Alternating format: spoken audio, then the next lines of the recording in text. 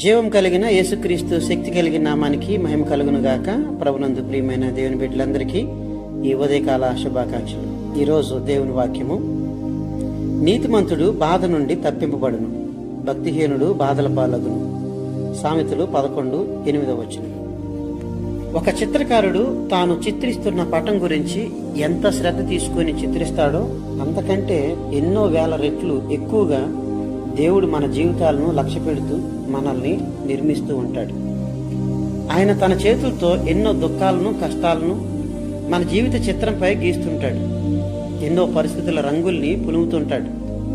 ఈ విధంగా తన దృష్టిలో అత్యున్నతమైన, అతి మనోహరమైన చిత్రంగా తీర్చిదిద్దుతాడు. ఆయన ఇస్తున్న ఈ కష్టాలు, బాధలు అనే ఈ చేదును సవ్యమైన భక్తి ప్రవృత్తులతో మనం జీర్ణం చేసుకోగలగాలి.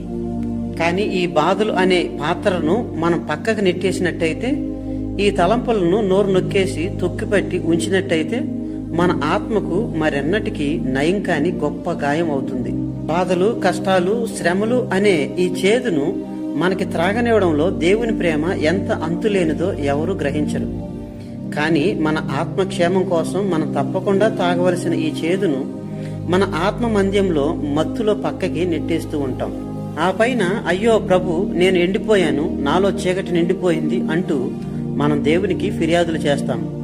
అయితే దేవుని బిడ్డలారా, బాధకి మీ హృదయాల్లో చోటు ఇవ్వండి.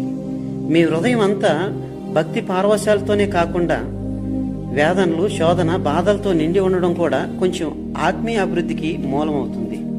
కాబట్టి ప్రియ మిత్రులారా, బాధలు, శ్రమలు, ఇబ్బందులు వచ్చినప్పుడు కృంగిపోవద్దు.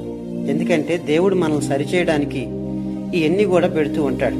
అయితే నీతిమంతులు బాధల నుంచి తప్పించబడతారు.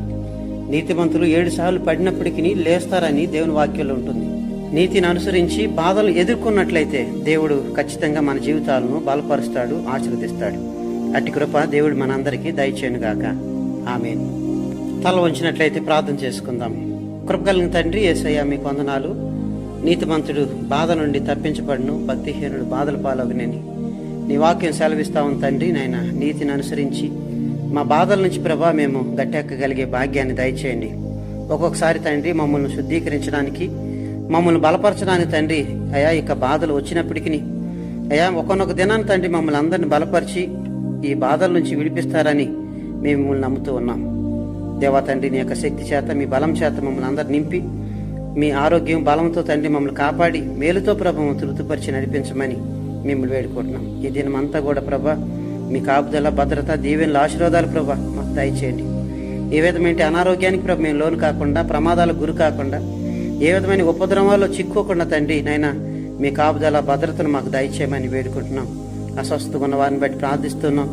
అయ్యా మీ యొక్క రక్తం చేత తండ్రి బిడ్డలను నింపి సంపూర్ణ స్వస్థ, ఆరోగ్యం, బలం ప్రభా బిడ్డలకు మెండుగా దయచేసి నడిపించమని, మేలుతో మమ్మందరం తండ్రి ఆశీర్వదించి బలపరిచి సమృద్ధికరమైన జీవితాలు ప్రభు అందరికి దయచేసి కాపాడమని సమస్త ఘనత మీకు ఆరోపిస్తూ యేసుక్రీస్తు నామములో అడిగి వేడుకొనుచున్నాము తండ్రి. ఆమేన్. ప్రభు మనందరినీ బాగుగా దీవించును గాక. May God bless you all.